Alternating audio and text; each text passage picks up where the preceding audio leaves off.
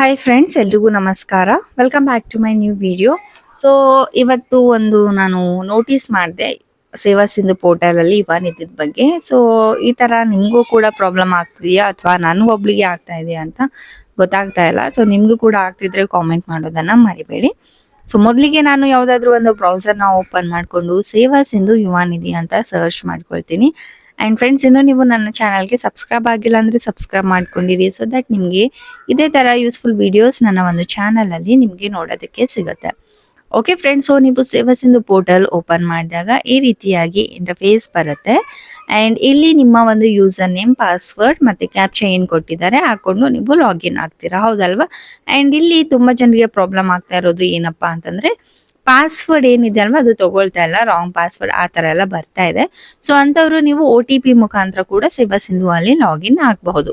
Okay, so OTP ಮುಖಾಂತರ ಯಾವಾಗ ಆಗ್ಬಹುದು ಅಂತಂದ್ರೆ ನೀವು KYC ಮಾಡಿಸಿರ್ಬೇಕು ಸೇವಾ ಸಿಂಧು ಅಲ್ಲಿ.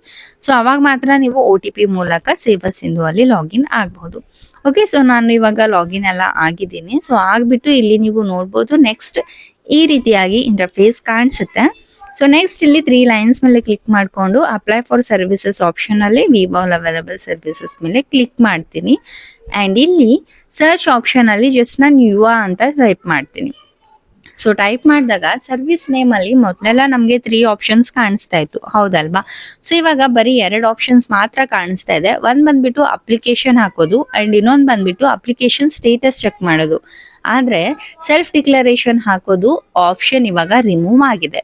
ಸೊ ಈ ಪ್ರಾಬ್ಲಮ್ ನನಗೆ ಮಾತ್ರ ಈ ತರ ಬರ್ತಾ ಇದೆಯಾ ಅಥವಾ ನಿಮ್ಗೂ ಕೂಡ ಬರ್ತಾ ಇದೆಯಾ ಅಂತ ಕಾಮೆಂಟ್ ಮಾಡೋದನ್ನ ಮರಿಬೇಡಿ.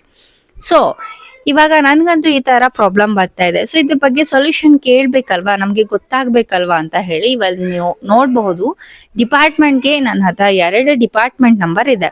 ಸೊ 2ಕ್ಕೂ ಕಾಲ್ ಮಾಡಿದೀನಿ, 2ಕ್ಕೂ ರಿಂಗ್ ಆಗುತ್ತೆ ಆದ್ರೆ ಅವರು ರಿಸೀವ್ ಮಾಡಲ್ಲ. ಸೊ ಈ ತರ ಪ್ರಾಬ್ಲಮ್ ಆದ್ರೆ ನಾವ್ ಯಾರನ್ನ ಸೊಲ್ಯೂಷನ್ ಕೇಳ್ಬೇಕು, ಹೌದಲ್ವಾ? ಈ ಕಸ್ಟಮರ್ ಕೇರ್ ನಂಬರ್ ಕೊಡೋದೇನಕ್ಕೆ, ನಮ್ಮ ಪ್ರಾಬ್ಲಮ್ಸ್ ನ ಅವರು ಸಾಲ್ವ್ ಮಾಡ್ಬೇಕು. ಸೊ ಅದಕ್ಕಾಗಿ ಈ ಕಸ್ಟಮರ್ ಕೇರ್ ನಂಬರ್ ಕೊಡ್ತಾರೆ. ಇವಾಗ ರಿಂಗ್ ಆದ್ರೂ ಕೂಡ ಅವರು ರಿಸೀವ್ ಮಾಡ್ತಾ ಇಲ್ಲ ಅಂತ ಅಂದ್ಮೇಲೆ ನಮ್ಮ ಪ್ರಾಬ್ಲಮ್ಸ್ ಯಾರಿಗೆ ಕೇಳ್ಬೇಕು ನಾವು, ಅದೊಂದು ಪ್ರಶ್ನೆ. ಅಂಡ್ ಇನ್ನೊಂದು ನ್ಯೂಸ್ ಅಲ್ಲಿ ಕೂಡ ಇದ್ರ ಬಗ್ಗೆ ಒಂದು ಕೂಡ ಚರ್ಚೆನೆ ಮಾಡೋದಿಲ್ಲ. ಇವಾಗ ಡಿಸೆಂಬರ್ ತಿಂಗಳಿಂದ ಅಮೌಂಟ್ ಪೆಂಡಿಂಗ್ ಇದಾವೆ, full 4 to 5 months amount pending ಇದೆ. ಈ ಅಮೌಂಟ್ ಎಲ್ಲ ಯಾವಾಗ ಬರುತ್ತೆ, ಯಾರು ಕೊಡ್ಬೇಕು? ಸೊ ಇದೆಲ್ಲ ತುಂಬಾನೇ ಪ್ರಾಬ್ಲಮ್ ಕೊಡ್ತಾ ಇದೆ ನಮ್ಮ ಸ್ಟೂಡೆಂಟ್ಸ್ ಗಳಿಗೆ. ಸೊ ಈ ರಿಸೀವ್ ಮಾಡ್ತಾ ಇಲ್ಲ ನೋಡಿ ನಮ್ಮ ಕಾಲ್ಸ್ ನ, ಇದು ಇವಾಗ ಮಾತ್ರ ಇಲ್ಲ, ತುಂಬಾ ದಿನದಿಂದ ಇದೇ ತರ ಪ್ರಾಬ್ಲಮ್ ಆಗ್ತಾ ಇದೆ ಅಂತ ಹೇಳಿ ನಾನು ಲಾಸ್ಟ್ ಟೈಮ್ ಡಿಪಾರ್ಟ್ಮೆಂಟ್ಗೆ ವಿಸಿಟ್ ಕೂಡ ಮಾಡಿದೆ. ಅದು ನಾನು ನಿಮ್ಗೆ ಲಾಸ್ಟ್ ವಿಡಿಯೋದಲ್ಲಿ ಕೂಡ ತಿಳಿಸಿದ್ದೆ ಈ ಪೆಂಡಿಂಗ್ ಅಮೌಂಟ್ ಎಲ್ಲ ಏನಾಯ್ತು, ಅದ್ರ ಬಗ್ಗೆ ಏನ್ ಹೇಳಿದ್ರು ಅಂತ ಹೇಳಿ. ಓಕೆನಾ, ನೀವು ಲಾಸ್ಟ್ ವಿಡಿಯೋ ನೋಡಿದ್ರೆ ನಿಮ್ಗೆ ಗೊತ್ತಾಗಿರುತ್ತೆ. ಆದ್ರೆ ಇವಾಗ ನನ್ಗೂ ಕೂಡ ಪದೇ ಪದೇ ಡಿಪಾರ್ಟ್ಮೆಂಟ್ಗೆ ವಿಸಿಟ್ ಮಾಡ್ಲಿಕ್ಕೆ ಆಗಲ್ಲ, ಬಿಕಾಸ್ ನಂದು ಕೂಡ ಪರ್ಸನಲ್ ವರ್ಕ್ ಇರುತ್ತೆ. ಅಂಡ್ ಇಂಥ ಬಿಸಿಲಲ್ಲಿ ಎಷ್ಟು ಸಲ ಅಂತ ನಾವು ಕೂಡ ವಿಸಿಟ್ ಮಾಡ್ಬೇಕು, ಹೌದಲ್ವಾ? So and even I am not A ಯುವ ನಿಧಿ ಹೋಲ್ಡರ್, ಬಟ್ ಸ್ಟಿಲ್ ಫಾರ್ ನಿಮ್ಗೋಸ್ಕರ ನಾನು ವಿಸಿಟ್ ಮಾಡಿ ನಿಮ್ಗೆ ಸೊಲ್ಯೂಷನ್ ನ ಕೊಡ್ತಾ ಇರೋದು. ಬಟ್ ಇವಾಗ ಏನ್ ಮಾಡ್ಬೇಕು, ಇಷ್ಟ ಅಮೌಂಟ್ ಎಲ್ಲ ಪೆಂಡಿಂಗ್ ಇದೆ ಅಂಡ್ ಅವರು ರಿಸೀವ್ ಕೂಡ ಮಾಡ್ತಾ ಇಲ್ಲ. ಸೊ ನಿಮ್ ಇಷ್ಟ, ಇವಾಗ ನಿಮ್ಗೆ ಅಮೌಂಟ್ ಬೇಡ ಅಂತಂದ್ರೆ ಯು ಕ್ಯಾನ್ ಕ್ವಿಟ್.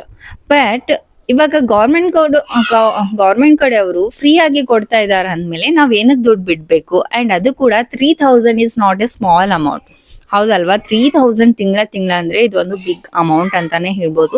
ತುಂಬಾ ಜನರು ಟ್ರೈನಿಂಗ್ ಅದು ಇದು ಎಲ್ಲದಕ್ಕೂ ಹೋಗ್ತಾ ಇದಾರೆ, ಅವ್ರಿಗಂತೂ ತುಂಬಾನೇ ಹೆಲ್ಪ್ಫುಲ್ ಆಗ್ತಾ ಇದೆ.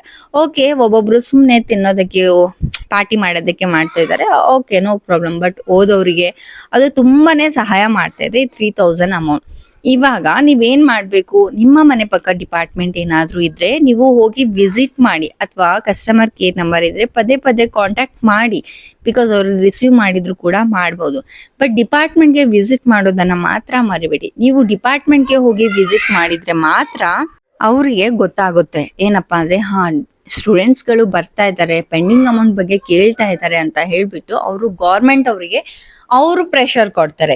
ಈ ತರ ನಮ್ಗೆ ಸ್ಟೂಡೆಂಟ್ಸ್ ಬಂದು ಕೇಳ್ತಾ ಇದಾರೆ, ಅಮೌಂಟ್ ಯಾವಾಗ ಹಾಕ್ತೀರಾ ಅಂತ ಅವಾಗ ಡಿಪಾರ್ಟ್ಮೆಂಟ್ ಅವರು ಪ್ರೆಷರ್ ಹಾಕ್ತಾರೆ ಗೌರ್ಮೆಂಟ್ ಕಡೆಗೆ. ಇವಾಗ ನಾವು ಸ್ಟೂಡೆಂಟ್ಸ್ ಹೋಗಿ ಏನು ಕೇಳ್ತಾನೆ ಇಲ್ಲ ಅಂದ್ಮೇಲೆ ಡಿಪಾರ್ಟ್ಮೆಂಟ್ ಅವರು ಏನಕ್ಕೆ ತಲೆ ಕೆಡ್ಸ್ಕೊಳ್ಬೇಕು? ಕೆಡ್ಸ್ಕೊಳಲ್ಲ ಅವರು. ಹಾಗಾಗಿ ನಾನ್ ಹೇಳ್ತಾ ಇರೋದು ಏನಪ್ಪಾ ಅಂತಂದ್ರೆ, ಯಾರೆಲ್ಲ ಯುವ ನಿಧಿ ಹೋಲ್ಡರ್ಸ್ ಇದ್ದೀರಾ ಎಲ್ರೂ ಹೋಗಿ ಡಿಪಾರ್ಟ್ಮೆಂಟ್ಗೆ ವಿಸಿಟ್ ಮಾಡಿ ಅಮೌಂಟ್ ಬಗ್ಗೆ ಕೇಳಿ. ಇಷ್ಟು ತಿಂಗಳಿಂದ ನಮ್ಗೆ ಅಮೌಂಟ್ ಬರ್ತಾ ಇಲ್ಲ, ಏನಕ್ಕೆ ಬರ್ತಾ ಇಲ್ಲ ಅಂತ ವಾಯ್ಸ್ ರೇಸ್ ಮಾಡಿ. ಅವಾಗ ಮಾತ್ರ ನಿಮ್ಗೆ ದುಡ್ಡು ಬರೋದಕ್ಕೆ ಸಾಧ್ಯ. ಇಲ್ಲ ಅಂತಂದ್ರೆ ಖಂಡಿತ ಅಂದ್ರೆ 100% ನಿಮ್ಗೆ ದುಡ್ಡು ಬರಲ್ಲ. ಯಾರು ಫೋರ್ಸ್ ಮಾಡ್ತಾ ಇಲ್ಲ ಅಂತಂದ್ರೆ ಡಿಪಾರ್ಟ್ಮೆಂಟ್ ಅವರು ಕೂಡ ನಿಮ್ಮ ಶೀಟ್ ನ ಫೈನಲೈಸ್ ಮಾಡ್ಬಿಟ್ಟು ಗೌರ್ಮೆಂಟ್ಗೆ ಕಳ್ಸೋದಿಲ್ಲ. ಅದಕ್ಕೆ ಹೇಳ್ತಾ ಇರೋದು, ಎಲ್ಲಾ ಸ್ಟೂಡೆಂಟ್ಸ್ ವಾಯ್ಸ್ ರೈಸ್ ಮಾಡಿ, ಎಲ್ಲಾ ಸ್ಟೂಡೆಂಟ್ಸ್ ಪೆಂಡಿಂಗ್ ಅಮೌಂಟ್ ಬಗ್ಗೆ ಕೇಳಿ. ಸೊ ಅವಾಗ ಮಾತ್ರ ನಿಮ್ಗೆ ದುಡ್ಡು ಬರೋದಕ್ಕೆ ಸಾಧ್ಯ. ಅಂಡ್ ನೋಡೋಣ, ಏಪ್ರಿಲ್ ಫಸ್ಟ್ ವೀಕ್ ಅಂತ ಹೇಳಿದ್ದಾರೆ. ಸಾರಿ, ಈ ತಿಂಗಳು ಲಾಸ್ಟ್ ವೀಕ್, ಇಲ್ಲ ಅಂತಂದ್ರೆ ನೆಕ್ಸ್ಟ್ ಮಂತ್ ಫಸ್ಟ್ ವೀಕ್ ಅಂತ ಹೇಳಿದ್ದಾರೆ. ಸೊ ಈ ತಿಂಗಳು ಕೂಡ ಮುಗ್ದೆ ಹೋಯ್ತು, ಇನ್ನೇನು 2 ದಿವಸ ಉಳಿದಿದೆ. ಇನ್ ಯಾವಾಗ ಬರುತ್ತೆ, ಹೌದಲ್ವಾ? ಸೊ ಹಾಗಾಗಿ ನೆಕ್ಸ್ಟ್ ವೀಕ್ ಅಂತ ಹೇಳಿದ್ದಾರೆ. ಅಂಡ್ ಅದು ಕೂಡ ನನ್ಗಂತೂ ಗ್ಯಾರಂಟಿ ಇಲ್ಲ. ಬಿಕಾಸ್ ನ್ಯೂಸ್ ಅಲ್ಲಿ ಆಗಿರ್ಬೋದು, ನಾನು ಡಿಪಾರ್ಟ್ಮೆಂಟ್ಗೆ ಹೋಗಿ ವಿಸಿಟ್ ಮಾಡಿ ಕೇಳಿದಾಗ ಕೂಡ ಯಾವುದೇ ರೀತಿಯಾದಂತಹ ಸುದ್ದಿ ಬರುತ್ತೆ ಇವಾಗ ಅವಾಗ ಅಂತ ಹೇಳಿಲ್ಲ. ಸೊ ಅದಕ್ಕಾಗಿ ಈ ಅಮೌಂಟ್ ಬರೋದೆಲ್ಲ ಡಿಪೆಂಡ್ ಆಗಿರೋದು ಯುವ ನಿಧಿ ಹೋಲ್ಡರ್ಸ್ಗಳ ಮಾತ್ರ. ಸೊ ಆದಷ್ಟು ಮನೆ ಹತ್ರ ಇರೋರು ವಿಸಿಟ್ ಮಾಡಿ, ವಾಯ್ಸ್ ರೈಸ್ ಮಾಡಿ, ಕೇಳಿ ಅಂತ ಹೇಳಕ್ಕೆ ಇಷ್ಟಪಡ್ತೀನಿ. ಬಾಯ್ ಬಾಯ್.